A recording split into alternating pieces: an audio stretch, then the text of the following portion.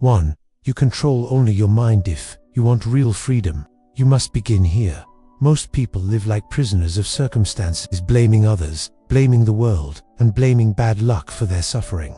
But the Stoics taught a simple truth that can break every chain. You control only your mind. Marcus Aurelius said, "You have power over your mind, not outside events." Realize this, and you will find strength. Think about that. You cannot control what people think of you. You cannot control how they treat you. You cannot control the economy, the weather, or the past. Yet you spend most of your energy fighting battles that are not yours to win. That is why you feel exhausted. That is why you feel trapped. True freedom begins when you shift your focus from the external to the internal. You stop asking, "Why is this happening to me?" and start asking, "How will I respond?" That one shift changes everything, because the man who controls his mind cannot be broken by what happens outside of it. He may lose his job, but he keeps his dignity. He may be insulted, but he stays calm. He may face chaos, but he moves with discipline and order. This is not weakness. This is not surrender. It is strength at its purest form. Imagine two men standing in a storm. One curses the wind and screams at the sky. The other tightens his coat and keeps walking. Who is stronger? The Stoic is always the second man. When you learn to control your mind, the world loses its power over you. No insult can touch you. No failure can destroy you. No loss can enslave you. Because nothing can enter a mind that refuses to open its doors to chaos. This is why Epictetus taught his students to repeat, "It's not things that disturb us, but our judgment about them." You are not hurt by events, you are hurt by how you think about them. And here lies the key.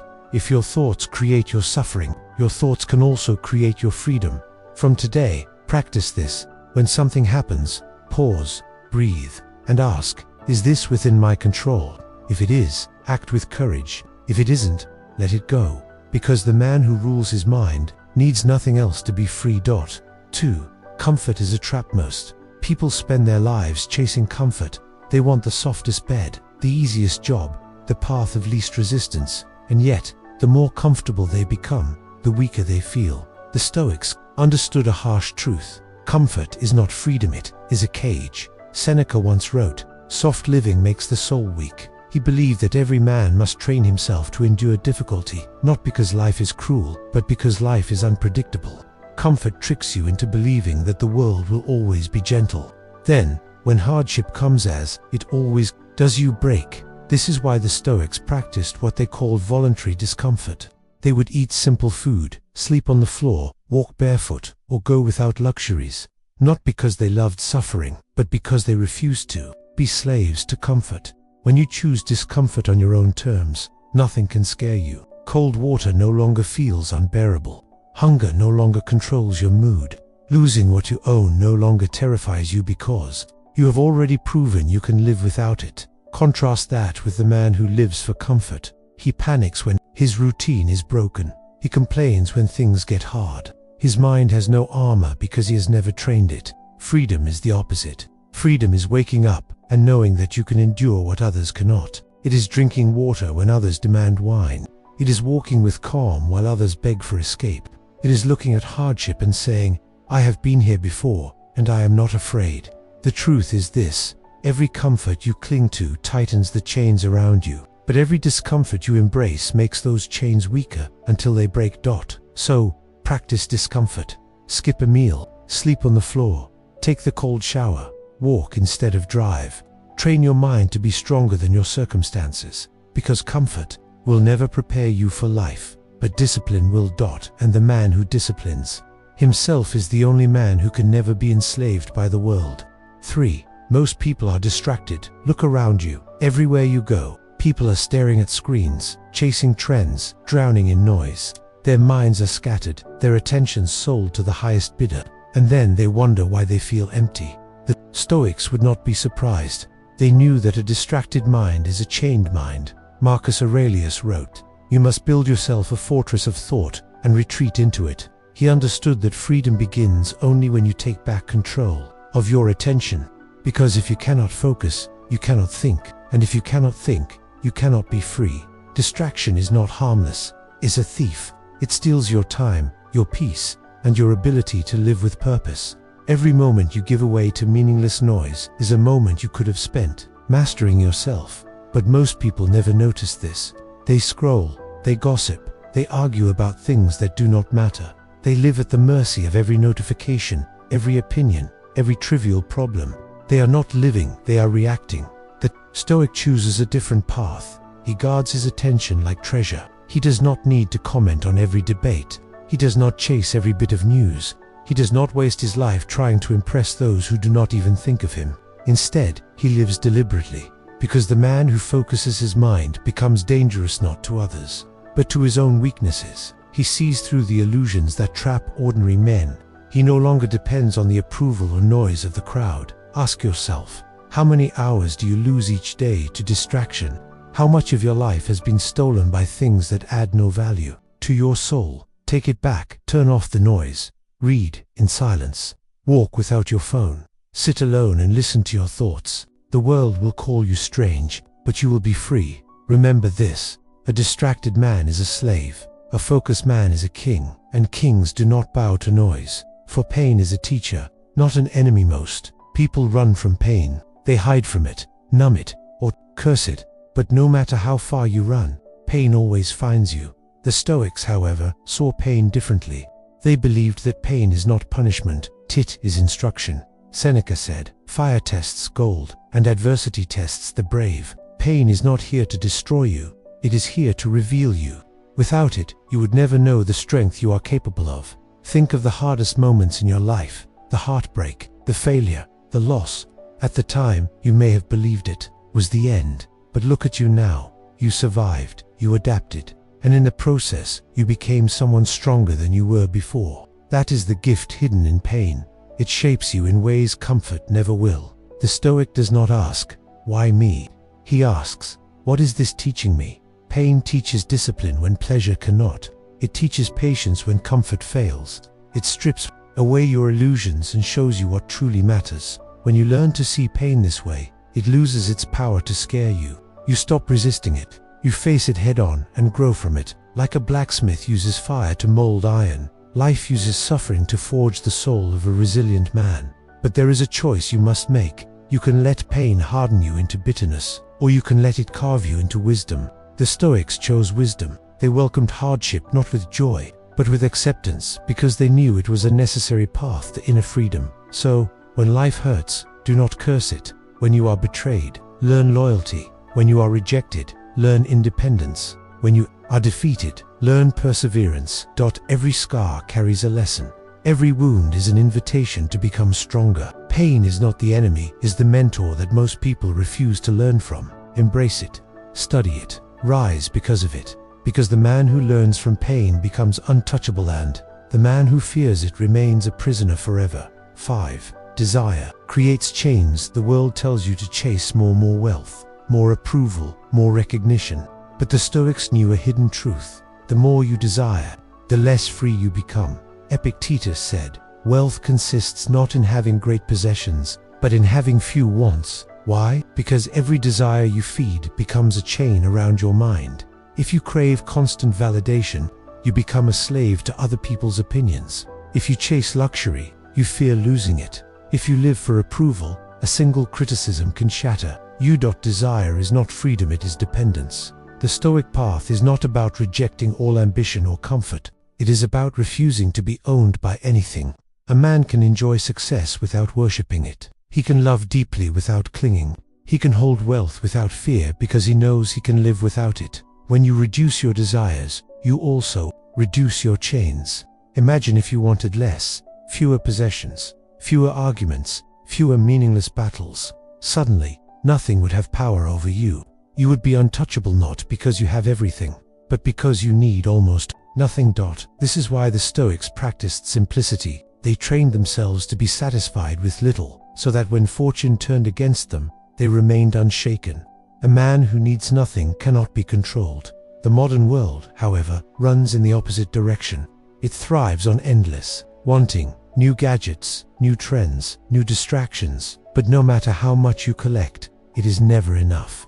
That hunger will keep you running until you collapse. The Stoic steps off that treadmill. He asks himself, "What do I truly need?" and he finds that the answer is often far less than he imagined. True freedom comes when you master desire, not by suppressing it, but by choosing it wisely. Want less, live simply, and watch the chains fall away. Because the man who desires everything is a slave to the world, but the man who needs almost nothing is finally free. 6. Silence is power in a world that cannot stop talking. Silence has become a weapon. Most people speak to prove themselves, defend themselves, or force others to agree with them.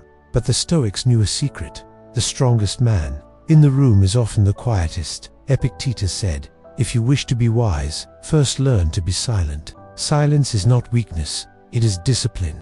It is the ability to control your tongue when your ego demands you speak.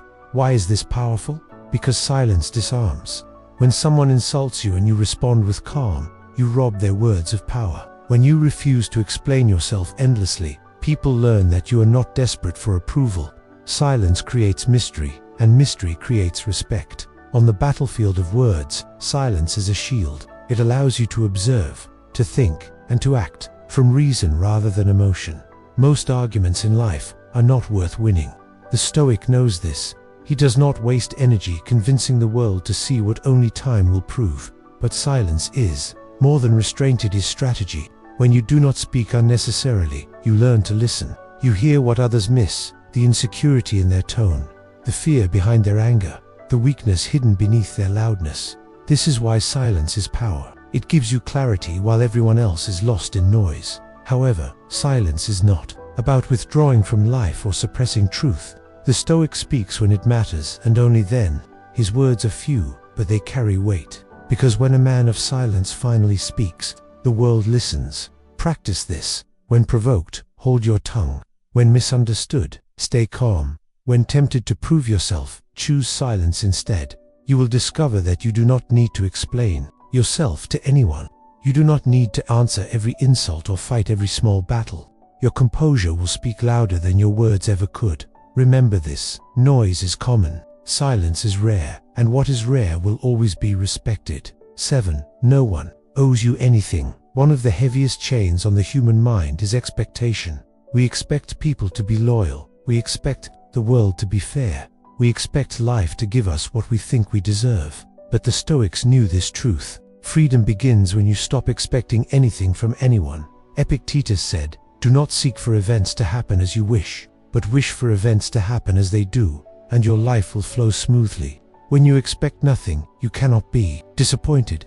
You stop resenting people for being who they are, and you start seeing reality for what it is. No one owes you kindness. No one owes you respect. No one owes you an apology. And yet, most people spend their lives demanding these things as if the universe has signed a contract with them. This is why they stay angry. This is why they suffer. The Stoic, however, takes a different path. He accepts that life does not bend for him. He does not waste energy demanding that others behave a certain way. He does not beg for fairness in a world that has never promised it. Instead, he focuses on the only thing he truly owns: himself. If someone lies to him, he does not collapse into bitterness. He chooses integrity. If someone betrays him, he does not drown in self-pity. He learns self-reliance. If someone withholds love, he does not chase it. He builds strength within. This is the quiet power of expecting nothing. You stop waiting for others to change, and you start changing yourself. You stop demanding, and you start creating. Does this make life cold? No. In fact, it makes life lighter. Because when you let go of what you think the world owes you, you are free to enjoy every act of kindness as a gift, not an entitlement. Practice this. Release the debt you think others owe you. Stop waiting for apologies. Stop waiting for recognition. Stop waiting for the world to be different. Because the moment you stop expecting, you stop suffering. And the man who expects nothing is untouchable. *8. Your ego is your prison. Your ego whispers to you every day, tells you to defend yourself. It tells you to win every argument. It tells you that you must be seen, admired, and validated. His worth does not rise or fall with other people's approval. He does not need to be seen as strong because true strength does not need witnesses. Ego also blinds you. It stops you from learning because you are too busy defending what you already know. It stops you from growing because you are afraid to admit you are wrong. A man who serves his ego cannot evolve. He is too busy protecting the image he has built. Freedom comes when you kill the ego. When you no longer need to prove anything, you become untouchable. No insult can humiliate you. No loss can break you. No criticism can disturb you. You simply act, learn, and move forward. Practice this. When someone attacks your pride, do not react. When you fail, smile and call it a lesson. When someone disagrees with you, listen without needing to win.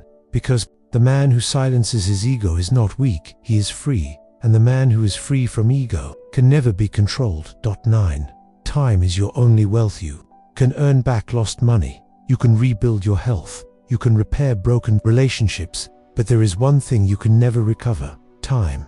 Seneca wrote, "It is not that we have a short time to live, but that we waste much of it." Most people live as if they have forever. They delay their dreams.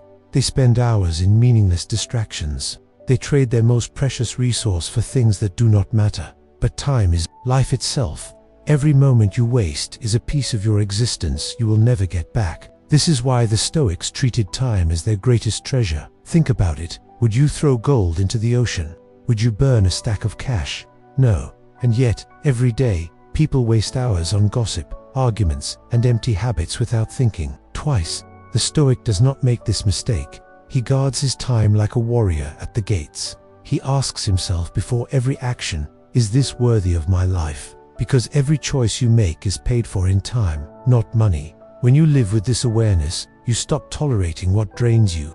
You stop giving endless attention to things that add no value. You stop saying yes to everyone out of guilt. Instead, you begin to live deliberately. Time is also the ultimate equalizer. Rich or poor, young or old, we are all spending from the same invisible clock. The only difference is whether you spend it with purpose or throw it away without thinking. So use your time wisely. Read instead of scrolling. Work on your craft instead of seeking approval. Spend it with those who matter instead of those who waste it. Because one day, the clock will run out, and you will not get a warning. The Stoics remind us of this truth not to scare us, but to set us free. When you remember. 10. Attachment creates suffering. The more tightly you hold on, the more life hurts. You cling to people, possessions, and outcomes, believing that if you just hold tighter, you will be safe. But the Stoics saw this clearly. Attachment is the root of suffering. Epictetus said, when you kiss your child, say to yourself, tomorrow he may die. He did not say this to be cruel. He said it to remind us that everything in life is temporary. Attachment is not love. True love appreciates without trying to possess. Attachment, however, demands control. You fear losing the job, the relationship, the status, the security, so you live in anxiety. You chain yourself to what you cannot keep, and when life eventually takes it away, it breaks you. But the Stoic lives differently. He understands that nothing belongs to him, not really. Not his wealth, not his success, not even his loved ones. Everything is on loan from nature, and one day, nature will take it back. Instead of fighting this truth, he accepts it, and in that acceptance, he finds peace. Think of it this way. If you hold sand too tightly, it slips through your fingers. But if you hold it gently, it stays. That is how the Stoic treats life. He enjoys what he has without needing to grip it with fear. This is why detachment is not coldness. It is freedom. It allows you to love without chains, to work without desperation, to live without constant fear of loss. When you are no longer attached, nothing can threaten you because you have already let go in your mind. Practice this. When you wake up, remind yourself that nothing is permanent. When you lose something, remember it was never truly yours. When you love, love without clinging. The man who accepts impermanence is unshakable. He may feel sadness, but he does not drown in it. He may experience loss, but he is not destroyed by it. Attachment says, I must have this or I cannot live. Detachment says, I am whole with or without it. And the second voice is the one that leads to real freedom.